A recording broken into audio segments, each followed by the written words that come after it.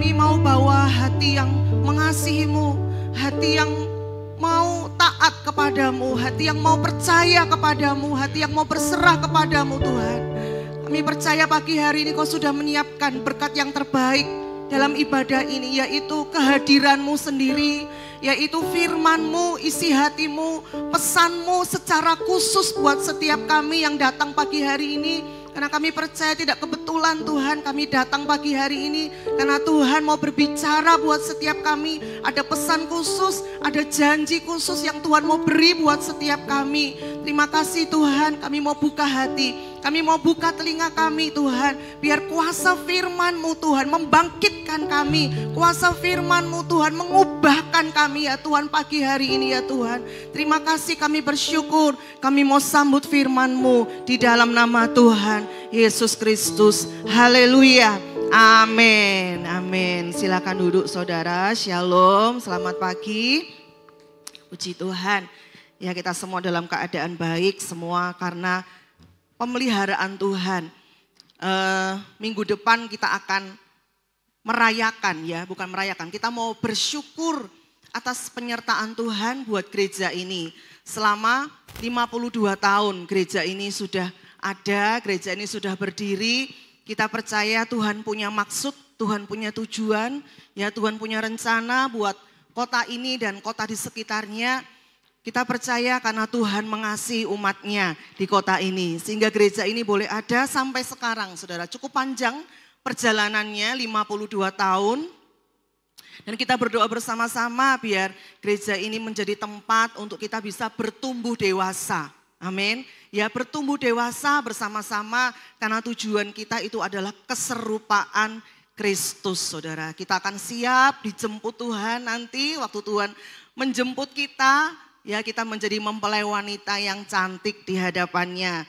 Saudara, nanti ulang tahun kita sederhana ya. Kita enggak ada acara yang sangat mewah atau bagaimana, konsumsinya mungkin juga sederhana. Tapi yang penting kita mau tangkap janji Tuhan. Amin. Kita mau tangkap, saudara, pesan Tuhan apa nih? Kado spesial dari Tuhan buat jemaat ini. Saya percaya saudara, Tuhan memberikan tema tidak sembarang tema, ya, tapi Tuhan memberikan ini khusus karena memang kita sedang berjalan bersama dengan Tuhan. Tuhan itu tuntun umatnya langkah demi langkah. Tuhan kasih tahu janjinya, Tuhan kasih tahu arahannya. Nah, di ulang tahun kali ini di 52 tahun ini Tuhan kasih tema The Way Maker. Ya, artinya sang pembuat jalan. Jadi kita itu punya Tuhan yang sanggup membuat jalan saat tiada jalan. Nanti kita akan baca ayat-ayatnya di dalam firman Tuhan. Ini memang pesan khusus buat jemaat Tuhan pagi hari ini. Buat jemaat Tuhan GBI Duta Kerajaan di usia yang ke-52 tahun ini. Kita mau tangkap ya pesan Tuhan ini. Di tengah-tengah situasi yang mungkin semakin sulit. Situasi dunia yang kita tidak tahu apa yang akan terjadi. Tapi Tuhan berjanji buat setiap kita punya Tuhan sang pembuat jalan. Amin saudara, kita punya Tuhan yang ajaib. Kita tidak perlu takut dan tidak perlu khawatir karena Tuhan yang berjalan bersama kita. Tuhan yang akan membuka jalan buat kita, bahkan Tuhan yang akan berperang ganti kita. Ini pesan Tuhan yang khusus yang Tuhan memang taruh di ulang tahun kita di tahun ini, saudara ya. Nanti minggu depan ya tim seksi acara sudah pesan banner bendera ya. Nanti ada tiga banner bendera. Kenapa ini dipesan? Memang kita mau mendeklarasikan iman kita, saudara ya. Nanti saudara akan lihat ada 3 bendera, ada 2 bendera dan 1 panji. Nah, 2 bendera ini tulisannya Jehovah Shalom, Allah sumber damai sejahtera. Saya jelaskan dulu supaya nanti kalau orang ada anak-anak yang bawa bendera, saudara tahu itu maksudnya Jehovah Shalom. Itu kita mau deklarasikan kita punya Tuhan sumber damai sejahtera yang bisa memberikan kita damai sejahtera yang melampaui segala akal. Lalu yang kedua adalah Jehovah Jireh. Ya, Allah yang menyediakan. Allah sang penyedia. Lalu panji-panji yang di tengah nanti ada tulisan Jehovah Rohi. Ya, Tuhan adalah gembalaku, saudara ya. Kita mau deklarasikan bersama-sama, kita mau nyatakan itu bersama-sama. Sekalipun mungkin hari ini saudara mungkin berkata, aku belum mengalami jawaban Tuhan, aku belum mengalami janji Tuhan. Gak apa-apa saudara, justru kita mau deklarasikan iman kita mau bersyukur, kita mau nyatakan dulu saudara bahwa kita punya Tuhan sumber damai sejahtera. Kita punya Tuhan gembala kita yang akan menuntun kita ke jalan yang benar, yang akan membimbing kita, saudara, ke padang rumput yang hijau. Tuhan yang akan menyediakan, kita mau deklarasikan itu, kita mau merayakan itu, saudara. Karena ini memang yang Tuhan mau, pesan Tuhan buat setiap kita, ya, bahwa kita mau bangkit bersama-sama, kita menghadapi tahun 2025 dan tahun-tahun yang akan datang dengan iman yang besar. Ya, kita nggak boleh takut, kita nggak boleh khawatir, kita nggak boleh ragu-ragu, kita nggak boleh bimbang. Kita mau melangkah dengan pasti bersama dengan Tuhan. Kita nggak boleh kalah dengan masalah kita, pergumulan tantangan kita. Tapi kita mau menjadi umat yang lebih dari pemenang. Ya, jadi saya jelaskan dulu ini maksud dari tema. Mungkin ada beberapa saudara yang tanya, maksudnya apa The Waymaker itu? Ya, ini yang Tuhan kasih buat kita. Nah, saudara, mari kita akan melihat ayat firman Tuhan. Yesaya 51 ayat yang ke-10. Ya, saudara bisa buka juga di Alkitab saudara masing-masing. Sambil kita menunggu. Oke. Bukankah engkau yang mengeringkan laut, air samudra raya yang hebat, yang membuat laut yang dalam menjadi jalan, supaya orang-orang yang diselamatkan dapat menyeberang, saudara. Ini adalah kisah peristiwa di mana Tuhan membawa bangsa Israel keluar dari Mesir, ya, dan mereka menghadapi jalan buntu. Enggak ada jalan, benar-benar enggak ada jalan. Sementara tentara Mesir sudah mengejar mereka, udah dekat, saudara, mau membunuh mereka, ya, mau menangkap mereka. Tapi di saat itu Tuhan itu bisa membuat jalan. Sebelumnya enggak ada jalan.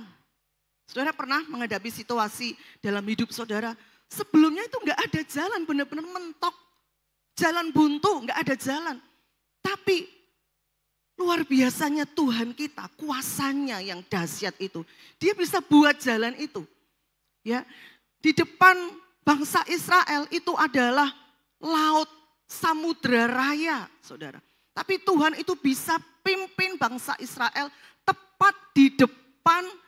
Kalau saudara pernah ingat, Pak Timotius Andi pernah menjelaskan ini, dikasih gambar ya, laut yang di mana bangsa Israel menyeberang, Tuhan itu bisa pimpin bangsa Israel tepat di depan dataran yang nanti bisa dilewati. Karena kalau menjurus ke sana lagi itu sudah sangat dalam. Ya, tapi tepat dipimpin di depan di mana nanti kalau air itu terbelah, maka mereka tuh bisa lewat di situ. Itu Tuhan kita, saudara. Ya, Tuhan yang bisa membuat jalan saat tiada jalan. Amin, saudara. Saudara percaya ini? Saudara percaya apapun situasi saudara hari-hari ini, ya, di saat engkau tidak melihat jalan, percayalah bahwa kita punya Tuhan yang bisa membuat jalan saat tiada jalan. Tuhan sudah buktikan itu waktu peristiwa ini. Dia membuat laut yang dalam itu. Itu sesuatu yang kelihatannya sangat-sangat mustahil. Ya, laut diubah menjadi dataran kering. Kuasa Tuhanlah yang sanggup melakukannya, saudara. Nah, sekarang begini, karena kita sudah tahu pasti Tuhan itu sanggup membuat jalan buat kita. Kita sudah tahu pasti apapun pergumulan kita, apapun tantangan kita, selalu ada jalan. Selalu ada jalannya Tuhan. Tapi sekarang saudara yang menjadi permasalahannya, apa respon kita? Ya, kalau kita sudah tahu pasti Tuhan nanti pasti buka jalan. Nah, ketika Tuhan sudah buka jalan itu buat kita, apa yang seharusnya menjadi respon kita, saudara, sebagai umat Tuhan yang kita percaya Tuhan akan membuka jalan buat kita, dan sebenarnya Tuhan sudah buka jalan itu buat kita, tapi kadangkala kita tidak menyadarinya. Kalau itu jalannya Tuhan. Kenapa? Karena seringkali jalannya Tuhan sangat berbeda dengan jalan kita. Betul saudara? Kita mikirnya Tuhan buka jalannya A, tapi Tuhan itu buka jalannya B. Kita pikirnya Tuhan buka jalannya itu besar, tapi ternyata yang Tuhan buka jalannya itu kecil. Kita pikir ternyata kita berdoa, kita mintanya Tuhan bukanya jalannya ke atas, tapi ternyata yang Tuhan buka jalan ke bawah. Nah, saudara perlu perhatikan, saudara benar-benar minta kepekaan dari Tuhan. Seperti minggu lalu, Bapak Gembala sudah menyampaikan, ya bagaimana membedakan suara hati dan suara Tuhan. Ya bagaimana kita belajar mengikuti suara Tuhan. Nah, saudara sebagai umat Tuhan yang percaya, aku punya Tuhan yang membuka jalan, yang membuat jalan. Kita harus tahu mana jalan kita sendiri dan mana jalannya Tuhan. Dan apa yang menjadi respon kita ketika Tuhan sudah membuka jalan itu. Karena saudara, kadangkala waktu Tuhan buka jalan itu dan itu tidak sesuai dengan harapan kita. Kadangkala kita enggak taat, kita enggak bisa terima dengan ucapan syukur. Kadangkala kita enggak mau masuk di jalan itu saudara. Kenapa? Karena enggak sesuai dengan harapan kita. Padahal Tuhan sudah buka jalan. Saudara, banyak kali kita gagalnya di situ. Gitu. Kita nggak peka, ini tuh sebenarnya jalannya Tuhan loh. Tapi karena Tuhan bukanya itu step by step. Nggak langsung dibuka semua kelihatan. Nanti kok dibuka semua kelihatan memang kita jadinya nggak mengandalkan Tuhan ya. Kita udah tahu oh, ujungnya enak, ujungnya indah, aku mau. Enggak saudara, kadang Tuhan buka itu jalannya kecil, jalannya terjal, lika-likunya banyak saudara. Ya, jalan yang enggak enak lah. Itu seringkali yang Tuhan buka buat kita. Pagi hari ini saya mau sampaikan sederhana saja. 2 respon kita, apa yang harus kita lakukan saat sang pembuat jalan itu sudah bekerja membuka jalan buat kita. Apa yang harus kita lakukan? Apa respon kita? Yang pertama saudara, respon kita adalah ya, jalani dengan iman. Kalau saudara lihat flyer, poster ibadah hari ini ya, saya kasih judul Follow the Way. Bukan follow your heart kemarin Pak Gembala udah jelaskan ya. Tapi follow the way. Ikuti jalannya Tuhan. Ikuti jalannya Tuhan. Pilih jalannya Tuhan. Kalau Tuhan sudah buka jalan itu sekalipun jalannya kelihatannya enggak enak. Jalannya terjal, jalannya kecil, penuh dengan lika-liku, enggak sesuai harapan kita. Saudara kalau yakin dan percaya itu jalannya Tuhan. Melangkah dengan iman. Jalani dengan iman. Percaya kalau itu jalan dari Tuhan, maka kita harus sungguh-sungguh percaya bahwa Tuhan tidak pernah salah menuntun umatnya. Amin. Tuhan enggak pernah salah, Tuhan enggak pernah gagal. Kita mau belajar dari peristiwa Ishak di Kejadian 26 ayat 2 sampai dengan ayat yang ketiga. Saudara bisa perhatikan. Lalu Tuhan menampakkan diri kepadanya serta berfirman, janganlah pergi ke Mesir, diamlah di negeri yang akan kukatakan kepadamu. Tinggallah di negeri ini sebagai orang asing. Maka aku akan menyertai engkau dan memberkati engkau. Sebab kepadamulah dan kepada keturunanmu akan kuberikan seluruh negeri ini. Dan aku akan menepati sumpah yang telah kuikrarkan kepada Abraham ayahmu. Coba kembali di ayat yang kedua tadi. Ya.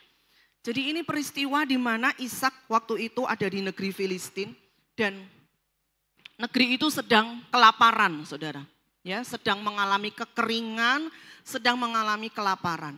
Nah, Ishak berpikir dia mau pergi ke Mesir, gitu, supaya dia nggak kelaparan, ya, supaya keadaannya lebih baik. Dia itu mau lari ke Mesir, dia mau pindah ke Mesir, saudara. Tapi Tuhan berkata, jangan.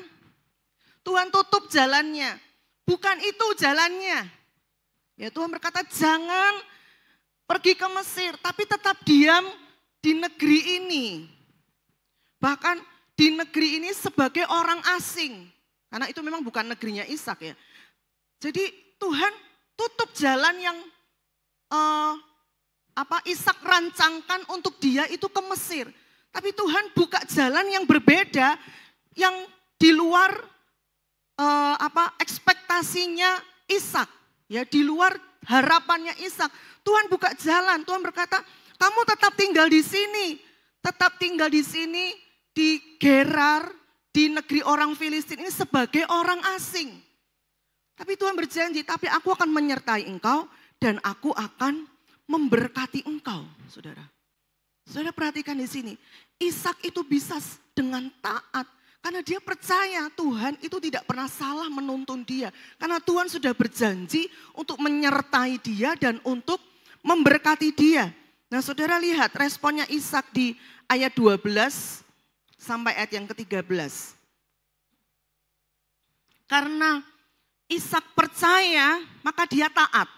Ya, kalau kita percaya sama tuntunan Tuhan kita pasti akan gampang taat saudara. Ishak itu taat sehingga di ayat yang ke-12 dikatakan, maka menaburlah Ishak di tanah itu. Dan dalam tahun itu juga ia mendapat hasil 100 kali lipat. Sebab ia diberkati Tuhan. Karena ini memang jalan yang dibuka sama Tuhan. Tuhan mau memberkatinya di Gerar. Saudara, ayat yang ke-13 coba. Dan orang itu Ishak ya menjadi kaya, bahkan kian lama kian kaya sehingga ia menjadi sangat kaya. Poinnya memang sebenarnya bukan di sini. Poinnya adalah ketaatan dan iman. Iman dan ketaatannya Ishak. Waktu Tuhan tutup jalan, nggak boleh ke Mesir. Tuhan buka jalan di Gerar, Ishak taat. Bahkan Ishak karena dia itu percaya sungguh-sungguh Tuhan tidak pernah salah menuntun dia. Sehingga sekalipun ya itu dalam kondisi kekeringan, saudara. Sebenarnya tidak ada dasar untuk Ishak itu menabur. Karena apa? Sedang kelaparan, sedang kekeringan. Bukan waktu yang tepat untuk menabur. Tapi karena Ishak itu percaya Tuhan gak pernah salah menuntun aku. Ishak percaya janji Tuhan pasti digenapi dalam hidupnya. Tuhan sudah berjanji, Tuhan menyertai dan Tuhan mau berkati. Maka Ishak memasuki jalan Tuhan yang Tuhan buka di Gerar itu. Ishak dengan taat.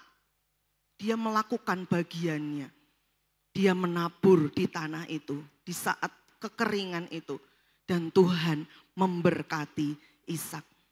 Mungkin secara logika dulunya Ishak berpikir di Mesir lebih enak. Ya, di Mesir aku bisa diberkati. Di Mesir aku bisa kaya raya. Tapi Tuhan tutup jalan itu.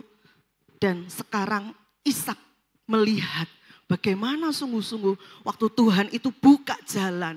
Dan dia taat dengan iman, dia melakukan bagiannya. Tuhan benar-benar memberkati Ishak. Saudara, ada berapa banyak anak-anak muda ya, yang seringkali berpikir, saudara nanti aku setelah kuliah, aku akan bekerja di luar kota gitu ya. Itu impian mungkin orang-orang muda yang gak mau kembali ke kota, ke desa, ke kampung halamannya saudara. Tapi ternyata Tuhan belum buka jalan ke situ. Ya udah mungkin ngelamar pekerjaan kemana-mana di kota, saudara udah lama menunggu panggilan. Tapi nggak ada jalan yang terbuka, nggak ada pintu yang terbuka. Justru yang terbuka melanjutkan usaha orang tuanya di kotanya. Ya, saya berjumpa dengan banyak sekali pengalaman seperti ini, teman-teman saya di Blora, teman-teman kami waktu di Rembang, waktu itu selalu ngomongnya gitu, aku tuh gak kepengen loh di Blora, aku gak kepengen di Rembang, ya pengennya tuh keluar kota, pengennya mencoba hal-hal yang baru. Termasuk menantunya Ibu Gembala Rembang yang kemarin kesini, istrinya Pak Robert, ya itu teman saya dari TK saudara. Dia tuh selalu ngomong dulu, aku gak kepengen di Blora lah, aku gak kepengen. Ya dari remaja dia selalu cita-citanya itu pengen di Surabaya. Setelah mereka lulus kuliah, saudara ya, mereka menikah, Robert dan Melanie ini. Robert membuka usaha, merintis kongsi dengan temannya 3 orang di Surabaya. Ternyata nggak berhasil, ya nggak berhasil, gagal. Dia berdoa sama Tuhan, Tuhan kasih mereka peneguhan, mereka harus pulang ke Blora. Ya, yang sebelumnya mereka nggak mau lah, nggak mau ke Blora gitu ya. Ketemunya ini lagi ya. Blora dulu kotanya kecil, sepi, nggak ada apa-apa, nggak ada mall, nggak ada stasiun kereta api juga. Ya, saya ingat waktu Robert ini pulang ke Blora, dia itu cuma bekerja nyetak foto, dan dia itu cuma dipinjami satu ruangan oleh kakaknya. Yang pertama, dia cuma berbekal satu meja kecil, saudara ya, dan satu printer, gitu. Mulai dari itu, saudara. Tapi karena dia tahu itu jalan yang terbuka, ya, dia jalani dengan iman, dengan percaya bahwa Tuhan gak pernah salah menuntun aku kembali pulang ke Blora. Dengan iman, dengan tekun dia kerjakan. Sekarang udah berhasil, saudara ya, udah punya toko sendiri, punya mesin yang sangat besar itu yang bisa dipakai untuk mencetak banner yang lebih bagus kualitasnya. Ya, seringkali seperti itu, saudara. Yang Tuhan buka, jalan yang Tuhan buka itu berbeda dengan yang kita mau, dengan yang kita harapkan. Kita mau belajar dari Rut, ketika jalan yang terbuka itu tampaknya berliku dan penuh tantangan. Kita mau belajar dari Rut, kalau saudara ingat Rut, kisah Rut yang happy ending, kalau kita sekarang taunya happy ending. Tapi waktu itu Rut menjalaninya, dia nggak tahu kalau dia bakal happy ending, betul? Dia nggak tahu kalau nanti dia itu bakal ketemu sama Boas, ya, suaminya yang kaya raya, yang bahkan nanti mereka itu dipakai untuk melahirkan keturunan, garis keturunan Tuhan Yesus. Rut nggak tahu. Waktu Tuhan buka jalannya Rut step by step, langkah demi langkah. Saudara, jalan yang kecil, jalan yang terjal. Mungkin jalan yang Rut juga nggak mau dia masuk di dalam jalan itu. Tapi Rut taat, saudara. Ya, waktu suaminya meninggal. Jadi Rut ini adalah perempuan Moab, perempuan dari bangsa yang tidak mengenal Allah dan tidak menyembah Allah, tidak menyembah Tuhan. Ya, bertemu dengan suaminya, lalu 10 tahun mereka tinggal di Moab. Dan suaminya dipanggil Tuhan, suaminya meninggal. Akhirnya tersisa dia dan iparnya dan mertuanya. Saudara tahu kisahnya ya. Lalu mertuanya berencana kembali ke Bethlehem. Karena mereka mengalami kekeringan di situ, mereka udah gak punya apa-apa. Ya, dicatat di dalam firman Tuhan, Naomi berkata, aku pulang dengan tangan kosong. Ya, mereka gak punya apa-apa lagi. Saudara, tapi Rut itu tahu ketika dia percaya kepada Tuhan. Dia berkata kepada Naomi, ya, Allahmu itu sekarang menjadi Allahku. Karena dulunya dia tidak mengenal Allah Israel, dia tidak percaya kepada Tuhan. Tapi sekarang waktu dia ada dalam keluarga Naomi, dia jadi mengenal Tuhan, dia jadi percaya kepada Tuhan. Sehingga Rut ini punya satu keyakinan, kalau aku mengikut Tuhan, Tuhan itu pasti buka jalan bagiku. Ya, jadi dengan satu langkah iman, Rut itu mengikuti Naomi. Itu langkah iman loh, saudara. Mengikuti seorang mertua yang nggak punya apa-apa.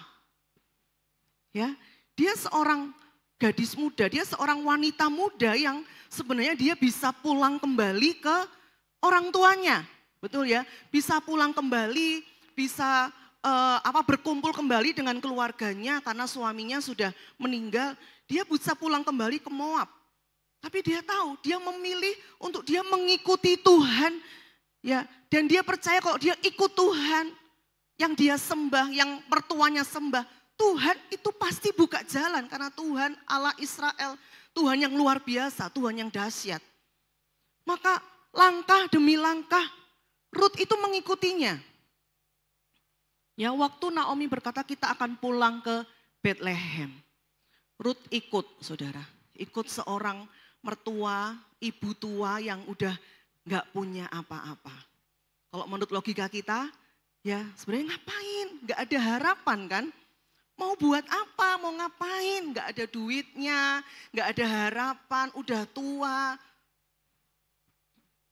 Tapi sekali lagi, Rut belajar melangkah dengan iman. Karena ini ada satu iman kepercayaan dalam hatinya. Kalau aku ikut Tuhan, Tuhan pasti buka jalan buat aku. Waktu dia pulang kembali ke Bethlehem, dia nggak tinggal diam, dia berkata kepada mertuanya, aku akan bekerja. Ya, dia mungkin saat itu juga nggak tahu apa yang harus dia kerjakan, tapi dia punya ide. Ya, Tuhan buka jalan juga. Tuhan bekerja dalam diam. Saudara, Tuhan itu bekerja di balik layar. Saudara percaya ya, nggak ada yang kebetulan dalam hidup kita orang percaya. Tuhan bisa kasih ide kepada Ruth untuk dia bekerja memungut sisa-sisa jelai di ladangnya Boas. Boas ini nanti yang akan jadi suaminya Ruth. Ya, seorang yang sangat kaya raya, saudara, yang mengangkat hidupnya Ruth nanti ini Boas. Tapi Ruth kan nggak tahu ceritanya, betul? Tapi Ruth itu melangkah dengan iman. Dia percaya sekalipun kelihatannya jalan yang terbuka di hadapannya itu jalan yang penuh pengorbanan. Jalan yang menuntut kesabaran. Jalan yang menuntut ketekunan. Jalan yang menuntut kerendahan hati. Dia harus merendahkan hati. Saudara tahu memungut sisa-sisa jelai. Itu dia harus nunggu para pekerja itu. Kalau ada sisanya, dia baru ambil itu. Dan itu memang sengaja dibuang, disisakan untuk orang-orang miskin. Dia dengan rendah hati, saudara, dia lakukan itu. Ya, jalan yang sepertinya enggak enak.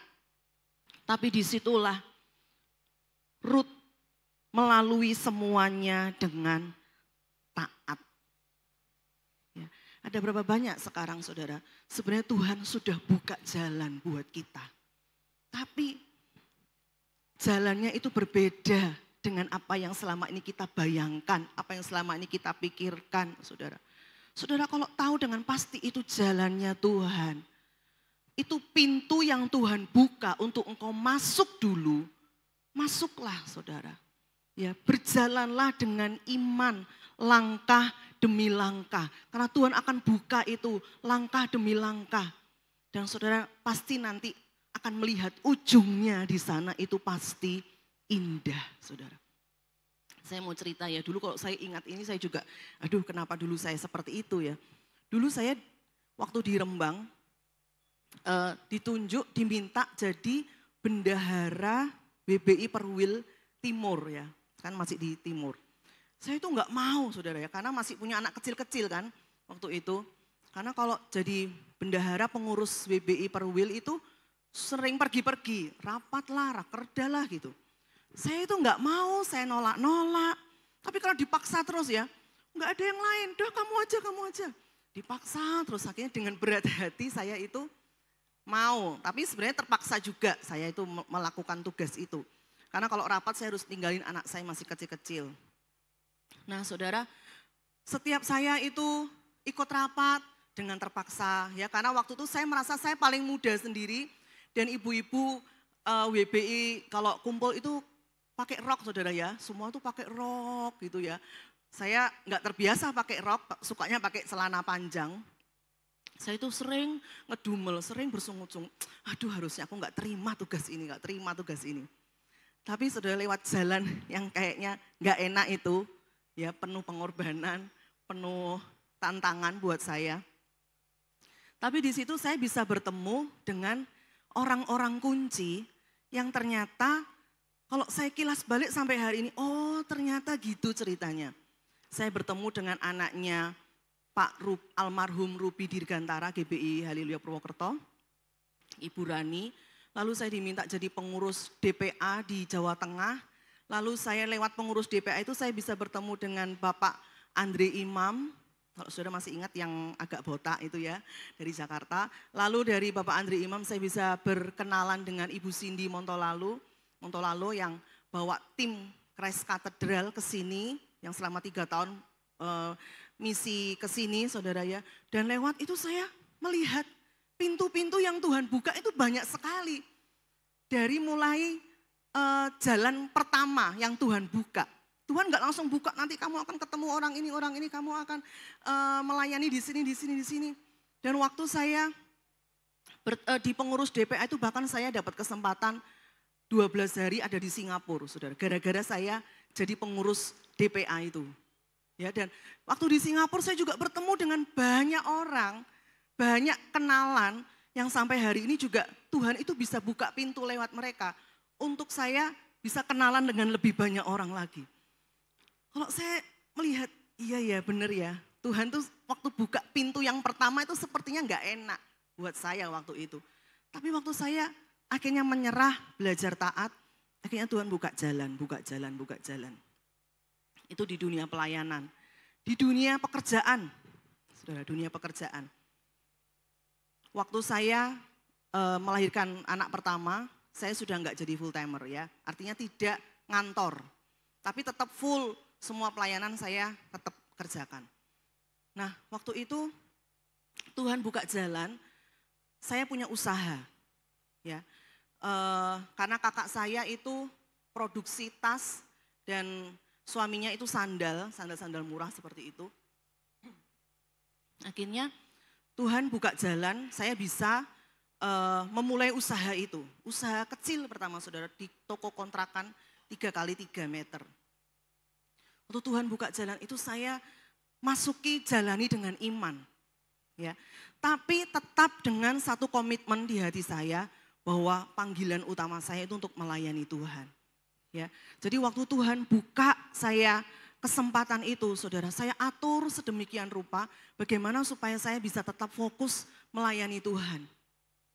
Ya, dari toko satu yang kecil, kalau sebenarnya secara logika, waktu itu banyak orang berkata gini, kamu harus tungguin tokomu, karena di Rembang itu sistemnya tawar-menawar baru tokomu itu akan laku. Jadi orang nggak mau kasih harga pas waktu itu. Jadi sukanya nawar gitu loh, suka nawar, udah puas nawar baru gitu ya. Tapi karena saya tahu ini Tuhan yang buka jalan, saya harus ikuti maunya Tuhan, harus ikuti caranya Tuhan. Kami tetap sepakat pakai karyawan, gitu, pakai karyawan supaya kami nggak terganggu dalam pelayanan. Ya, di stok semua barangnya, jadi saya cuma tinggal kulaan barang, saya ngecek stok, seperti itu saudara. Semua saya serahkan pada karyawan. Itu hikmat Tuhan yang Tuhan kasih kepada saya waktu itu. Nah, karena saya tahu ini Tuhan yang buka jalan, saya jalani dengan ketaatan saya ya kepada Tuhan, apa yang Tuhan mau saya kerjakan. Saya hari Minggu tutup, saudara, waktu itu ya. Orang-orang berkata seperti ini, nggak apa-apa buka, kan karyawanmu yang jaga, kan bukan kamu sendiri yang jaga. Ya, memang sebenarnya nggak apa-apa sih saudara, tapi kembali lagi kepada hati saya, hati suami saya kepada Tuhan. Kan Tuhan lihat hati kami, ya apakah kami memegang komitmen awal kami. Karena ini Tuhan yang buka jalan untuk kami melakukan usaha ini. Tetap kami komitmen hari Minggu tutup. Waktu itu sempat tergoda karena mau lebaran. Ya, lebaran itu kan rame banget ya waktu itu, waktu tahun berapa itu saya itu sampai kewalahan saudara. Lebaran H-2 itu yang paling rame-ramenya dan itu jatuh di hari Minggu. Jatuh di hari Minggu, saya itu sampai kepikiran buka apa tutup, buka apa tutup. Tapi karena kami udah komitmen sama Tuhan tutup, ya udah tutup. Ya. Nah, saudara, dari toko satu yang kecil itu 3 kali 3 kontrak saudara ya. Lalu bisa kontrak di sebelahnya agak panjang ya. Lalu bisa beli dan dari toko usaha pekerjaan itu Tuhan buka jalan bisa membangun rumah, bisa beli mobil saudara. Ya. Lalu orang bertanya, waktu pindah Jatibarang kenapa enggak buka toko, enggak buka usaha? Karena Tuhan enggak buka jalan. Ya, Tuhan nggak buka jalan buat saya, Tuhan nggak kasih saya jalan untuk saya buka toko di tempat ini, saya nggak akan lakukan itu. Ya, jadi saudara, waktu kita tahu bahwa Tuhan yang membuka jalan buat kita, kita akan masuki itu step by step yang Tuhan buka buat kita, itu dengan satu sikap hati yang tetap mengutamakan Tuhan, yang tetap mengandalkan Tuhan, yang tetap percaya kepada Tuhan. Melangkah dengan iman. Dulu saya juga nggak tahu. Saya buka toko pertama, belum punya mimpi juga bisa bangun rumah, bisa beli rumah dari usaha itu. Tapi memang lewat itulah Tuhan mau memberkati saya.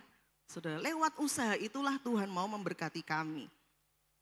Nah, mari kita mau belajar peka gitu. Kalau Tuhan sudah buka jalan, kalau itu dari Tuhan, ya kita mau menjalaninya juga dengan caranya Tuhan. Karena yang buka jalan kan Tuhan. Jangan pakai cara kita lagi. Jangan semau-mau kita lagi, saudara. Karena itu Tuhan yang buka. Karena pada ujungnya sebenarnya Tuhan itu punya rencana. Kalau pada di tengah jalan, saudara pakai caramu sendiri, saudara pakai lagi jalanmu sendiri, saudara. Padahal Tuhan sudah merencanakan step by stepnya, nanti ujungnya Tuhan punya tujuan, sesuatu yang besar, sesuatu yang indah yang Tuhan mau berikan kepada saudara. Maka di sepanjang jalan itu pun saudara harus terus mengutamakan Tuhan. Harus terus andalkan Tuhan. Harus terus merendahkan hati bertanya kepada Tuhan. Meminta pimpinan Tuhan, saudara. Itu yang pertama ya. Jalani dengan iman sampai pada tujuannya. Rut percaya ketika ia mengikut Tuhan, ya, dia belajar taat walaupun dia belum mengerti. Dia belum tahu nanti dia akan bertemu dengan Boas, dia belum tahu nanti Tuhan akan membawanya menjadi nenek moyang Daud yang kemudian melahirkan Yesus. Tapi Rut melangkah dengan iman. Itu yang pertama, kesimpulan pertama. Lalu yang kedua, saudara, yang terakhir ya, yang kedua ini adalah jalani dengan ucapan syukur. Kalau Tuhan sudah buka jalan itu, jalani dengan ucapan syukur. Nah, saya ingat beberapa bulan ini anak saya yang pertama itu skripsi. Ya. Tapi dari awal dia itu sudah berdoa sama Tuhan, dia berusaha ngelamar pekerjaan gitu. Dia lamar, dia kirim lamaran-lamarannya dia. Nah, beneran keterima, saudara. Ya, dari lamaran-lamaran yang dia kirim itu, dia berdoa dan yang pekerjaan yang terbuka buat dia itu sesuai yang dia mau. Di Alsut, ya dia minta yang dekat, yang di Alsut. Yang perusahaannya berbau perempuan, ya itu yang perusahaan yang dia mau. Nah, tapi saudara, di minggu-minggu kemarin dia tuh mikir, aduh, aku kan masih skripsi, dia bilang, masih sibuk.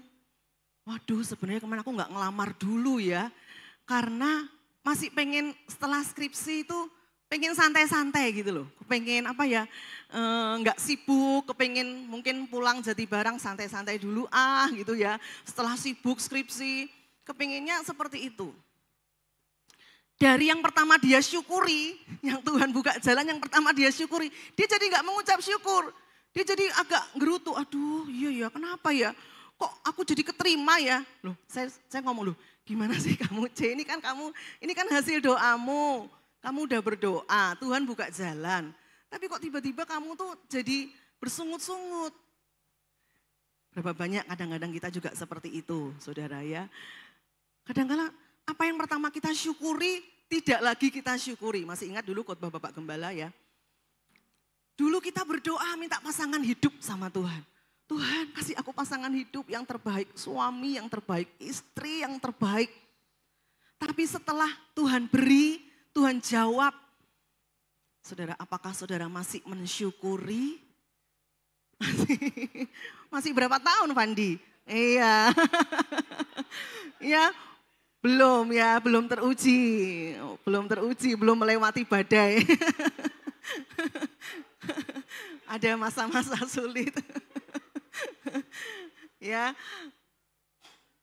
kalau saya 24 tahun berarti, 24 tahun. Kadang-kala gitu saudara ya, jadi nggak bisa bersyukur. Aduh, kenapa ya dulu aku seperti ini. Ya saudara, apa yang dulu kita doakan dan Tuhan buka jalan itu. Apakah kita bersyukur, benar-benar bersyukur dengan segenap hati kita atas jalan yang Tuhan buka. Usaha yang kita doakan, Tuhan kasih aku usaha, Tuhan kasih aku usaha, kasih aku pekerjaan.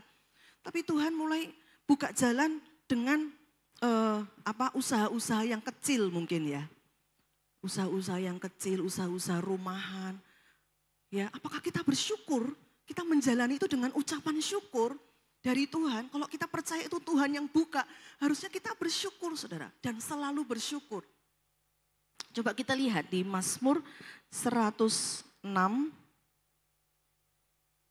ayat 9. Ini contoh dari kehidupan bangsa Israel ya. Kita belajar dari bangsa Israel lagi. Mazmur 106 ayat yang ke-9 ya. Dihardiknya laut Teberau. Sehingga kering di bawahnya mereka berjalan melalui samudra raya seperti melalui padang gurun. Ayat 13. Nah ini coba saudara lihat. Tuhan sudah buka jalan loh.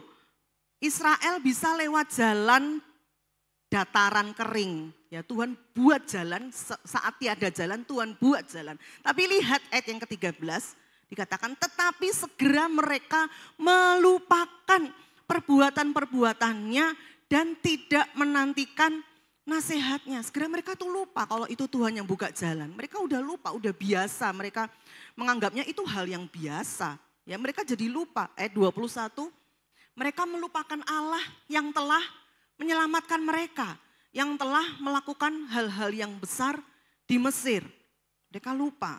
Ayat yang ke-25, mereka apa? Menggerutu, bersungut-sungut, gak bisa bersyukur.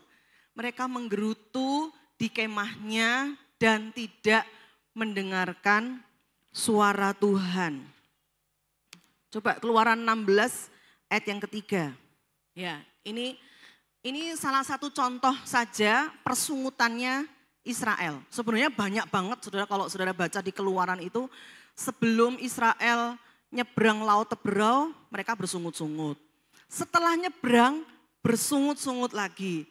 Waktu di Mara, di Elim, di masa Meriba, bersungut-sungut terus, nggak bisa bersyukur. Padahal Tuhan itu sudah buka jalan buat mereka menuju tanah Kanaan. Bener kan? Tuhan mau nyebrangkan mereka, Tuhan mau bawa mereka dari Mesir keluar, itu mau dibawa ke tanah Kanaan. Tapi karena jalannya itu berputar, jalannya muter. Lama kan saudara? Ya, tapi sebenarnya itu demi kebaikan Israel sendiri supaya mereka tidak menghadapi peperangan. Tuhan ada di firman Tuhan itu. Tuhan bawanya jalan berputar. Tapi di setiap jalan yang Tuhan buka itu mereka tuh selalu bersungut-sungut, selalu mengeluh. Coba ayat yang ketiga ini saudara.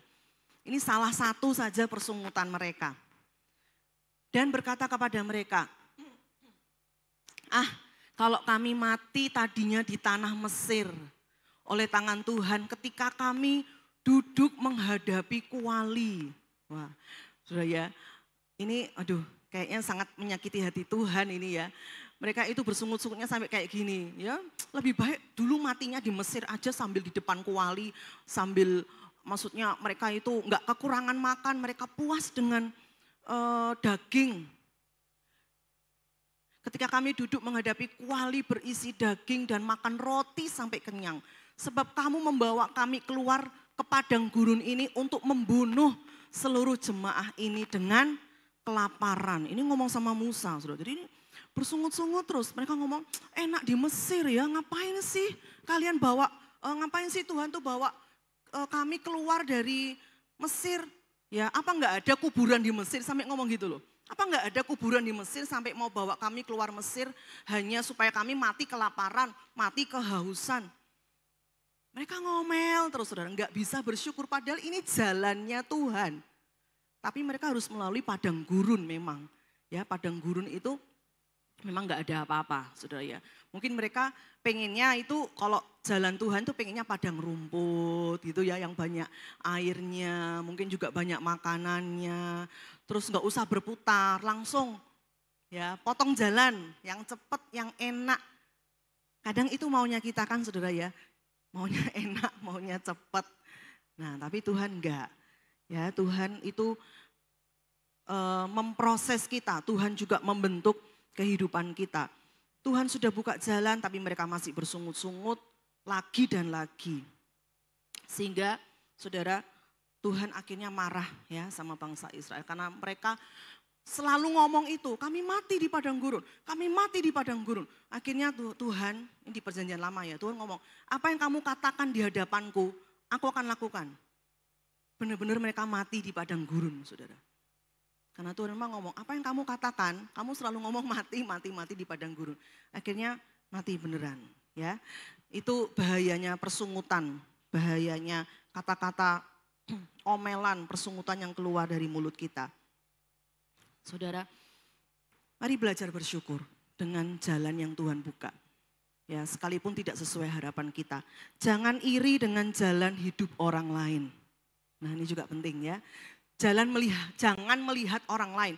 Sepertinya yang Tuhan buka jalannya itu kok enak, kok indah gitu. Sawang sinawang katanya ya. Kita nggak tahu loh prosesnya dia itu seperti apa.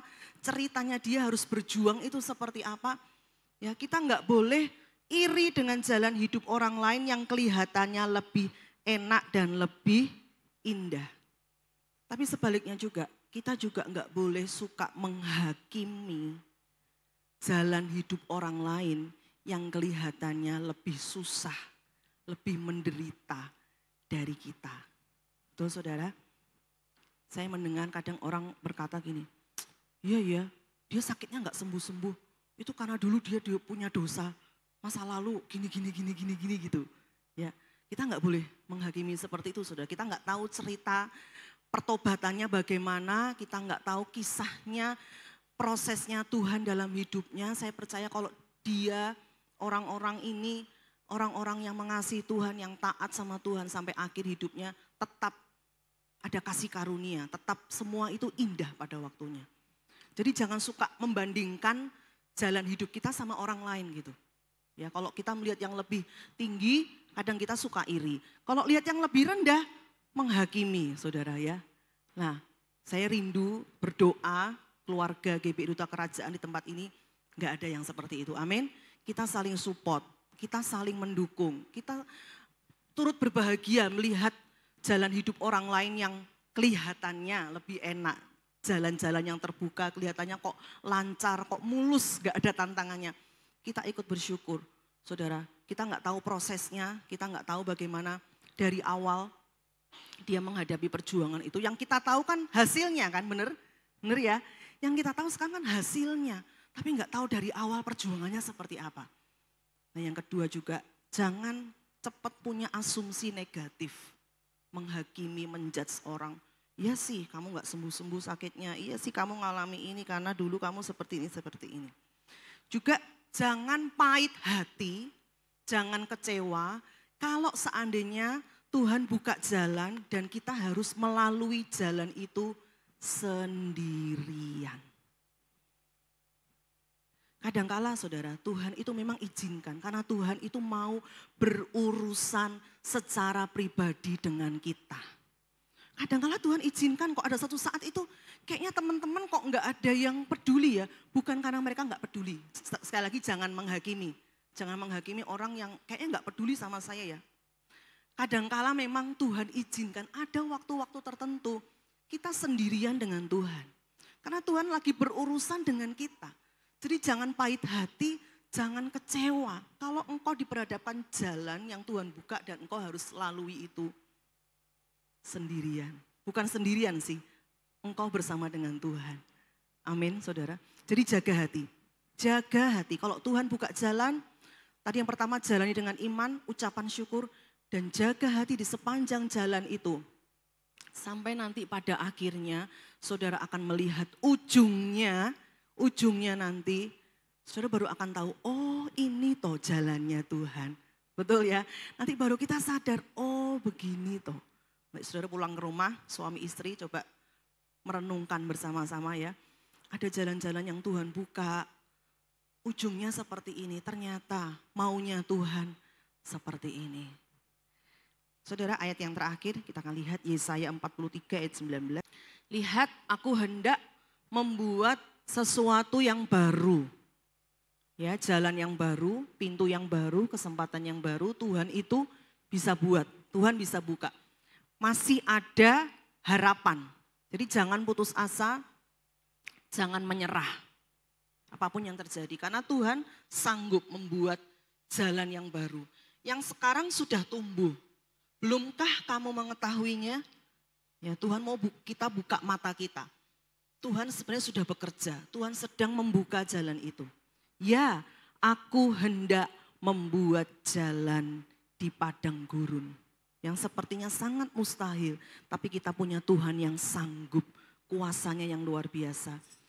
Tuhan membuka jalan di padang gurun dan sungai-sungai di padang belantara. Amin.